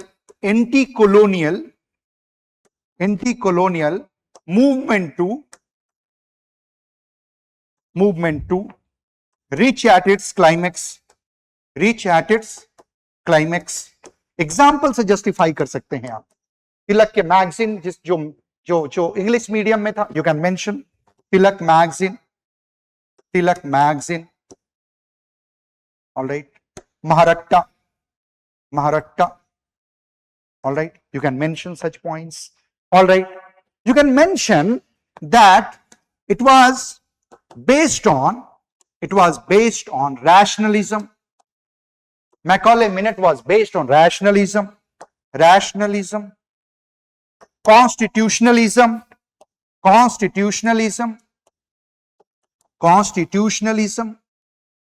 which further made a mark for contemporary education system in India. All right. Such points you need to mention. All right. Okay. So both the aspects, how it led to the downward filtration theory, how it led to producing of clerks for the narrow parochial gains of English people, and later contrasting these points, you will also add on some good points. I hope the point is clear. All right. ठीक है. Then you will conclude.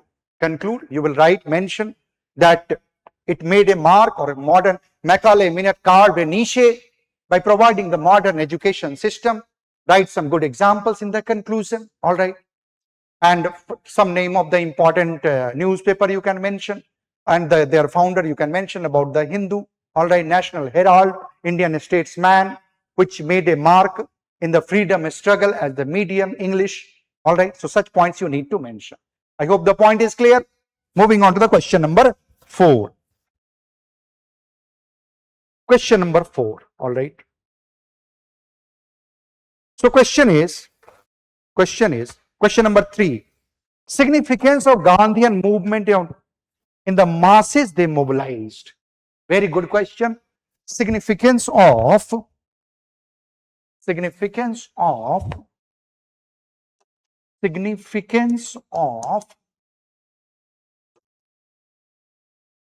Gandhian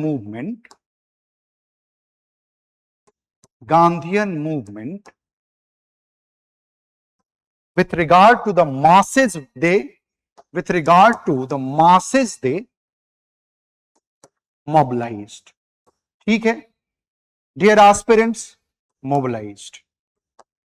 Elucidate. This is the keyword mentioned over there. Elucidate. All right. This is the keyword mentioned over there. Elucidate. Directive word is elucidate. So what is the keyword written over here? So first is Gandhian movement. All right. And second is impact on the masses. All right.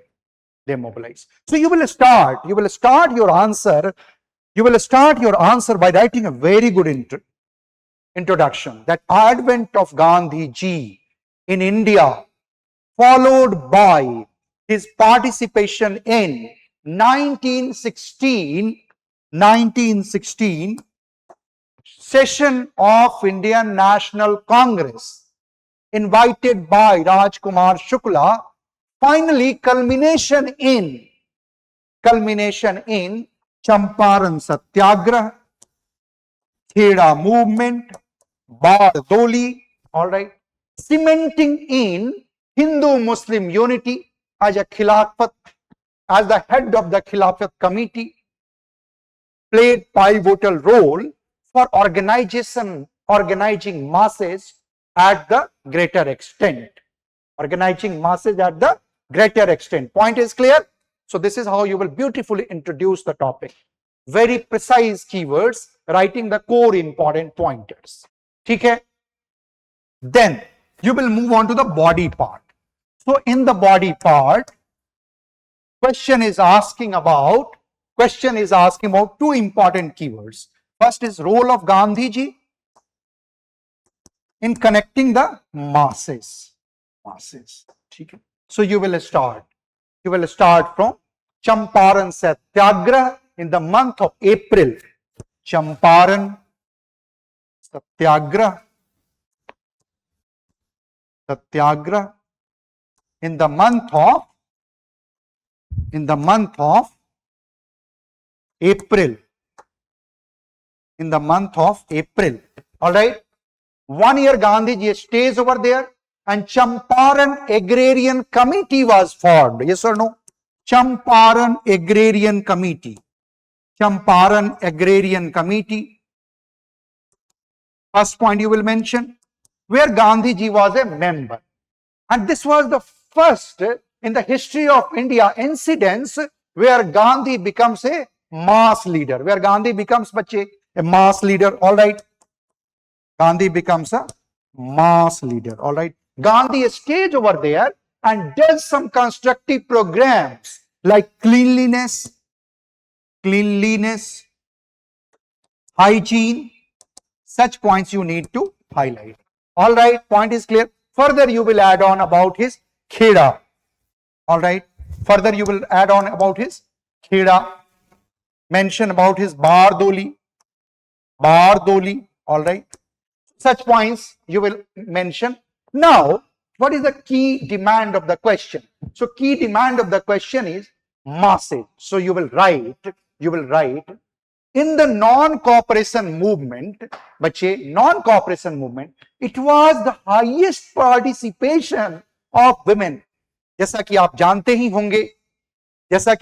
ही होंगे कि participation of women civil disobedience movement से भी ज्यादा women का non cooperation movement में था. ठीक है ना? So more participation of women in civil disobedience in non cooperation movement you will mention 1920. ठीक है. इन जनरल भी आप कुछ सम विमेन फ्रीडम फाइटर का नाम लिखेंगे, जैसे Sarojini Naidu, who followed the path of Gandhiji, all right, in the freedom movement. So you will mention such pointers, all right. Then you will mention the next point. You will mention the next point. I am talking about Gandhiji and Masage, all right. Gandhiji and Masage, where I am talking about, dear aspirant, non-cooperation movement, all right. Where I am talking about non-cooperation movement, more role of women's participation, ठीक है ना? More role of women participation, ठीक है? Then you will give more examples like civil disobedience movement. Here there was an all India participation on appeal of Gandhiji. ठीक है? इसके बीच में आप एक फिलर यूज कर सकते हैं, Chauri Chaura incidents, and Gandhiji withdrew non-cooperation movement, all right, in the year of 1922, all right. So despite some of the prominent leaders at that point of time, like Subhash Chandra Bose, all right, Jawaharlal Nehru, Gandhi withdrew that movement, all right, and Congress still became united despite there was a faction in the Congress. But on the appeal of Gandhi, when he comes out of the jail, the Congress again united. So that's also another example for Gandhiji as a mass leader. Point is clear. Then you can mention the next point, 1942 Quit India movement. Gandhiji appeal from Goalia tank for do and die, where every faction of people, whether it is a student, whether it is women, whether it is a peasants, whether it is a workers, whether it is a laborers, came at the forefront on the appeal of Gandhiji. All right. And finally, you will conclude. So Gandhi was a mystic man. Gandhiji was a mystic man for organizing masses,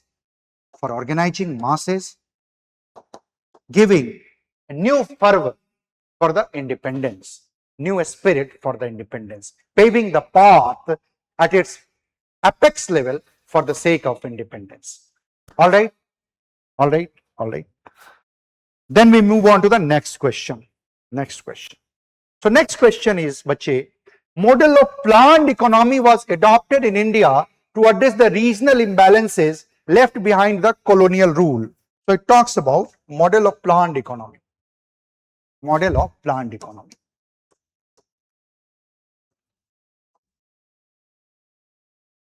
planned economy, and regional imbalance. Regional imbalance. All right. So this is a post-independence question. This is a post-independence question. All right. So this year there are two questions that are being asked from the post-independence topic. All right. There are two questions which are being asked from the post-independence topic. All right. So you will write, bache, that at the time of independence, Indian economy was in nascent stage. GDP was performing very low. In that backdrop, India witnessing couple of challenges like poor agriculture, low infrastructure, lack of livelihood. And to culminate all these, Indian Planning Commission came into force in 1950. This is how you will introduce in 1950. All right. Then put a body part. Bache, dear aspirant, that how these planning eradicated regional imbalances. All right. So here you will mention first point that necessity based approach. Let me take a separate slide for you. All right. Separate slide for you. Necessity based approach, need based approach. All right. So here you will mention establishment of Factory Act,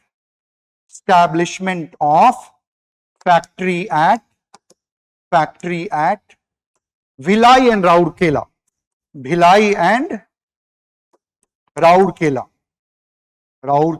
ठीक है. So those areas which were performing quite low, so those areas were taken care of at the first point of time. All right. Then second point you can mention infrastructure.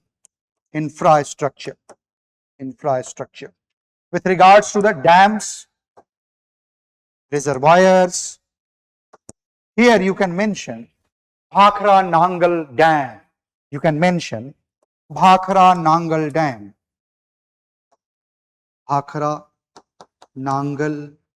Dam. All right. Such dams was constructed at that point of time. All right. Damodar Valley project. You can mention about Damodar Valley project. All right. ठीक है. So need based approach. Industrial dispersal. You can mention next point. Industrial dispersal.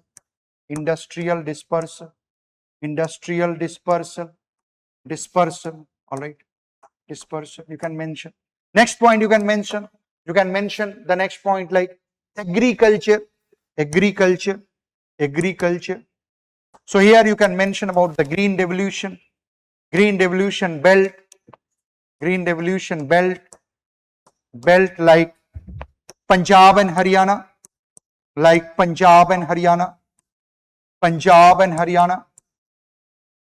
and Western Uttar Pradesh.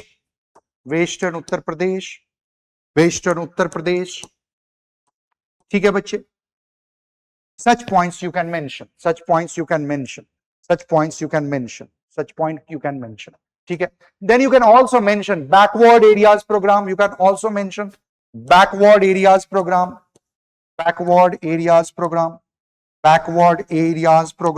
ठीक है. And finally you will conclude that since Planning Commission created a regional imbalances, after that also you can mention about the license Raj of 1984. All right. That till the 1980 continued, you can mention. And since Planning Commission failed to achieve its desired goal, in bracket you can mention, due to the green revolution at certain section of areas, it created a fragmentation or regional imbalances. All right. So here you can mention in the conclusion that how from planning commission, how from planning commission, how from planning commission, this, how from planning commission, Niti Aayog came into being. Niti Aayog came into being, which is a bottom up approach rather than top to bottom, which is a bottom up approach rather than top to bottom. Clear? Point is clear? All right, point is clear. Moving on to the next question. Moving on. Linguistic reorganization of Indian state was driven by popular pressure from below. Moving on to the next question. So linguistic reorganization, again post independence question. Reorganization of a state was pressure from below. So this question, how you will write? First you will introduce the topic. About the Linguistic Reorganization Act, all right, that led to the creation of Andhra Pradesh by death of Potti Sri Ramalu, all right, which further led to rise of multiple states, not totally on the principle of one state, one language, one state, not totally on the principle of one language, one state. All right. This is how you will introduce the topic. Then you will write first point is the Andhra movement. As you all know that it was the death of Potti Sri Ramalu, all right, in 1952, and the state was created in 1953. So death of Potti Sri Ramalu in 1952. And in 1953, Andhra Pradesh was created. All right. So such points you need to mention. You can mention about Sanjukta Maharashtra Sabha, the demand for the separate state. All right. And in 1960, you will see in 1960, the two different states came into prominence. All right. Now you will mention about the different committees with regard to that. Like you can mention Dhar committee that rejected the formation of a state on the linguistic basis. Then JVP committee, all right, that put the process on hold,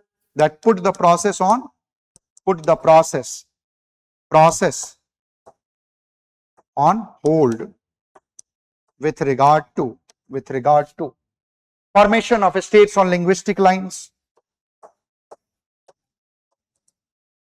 Formation of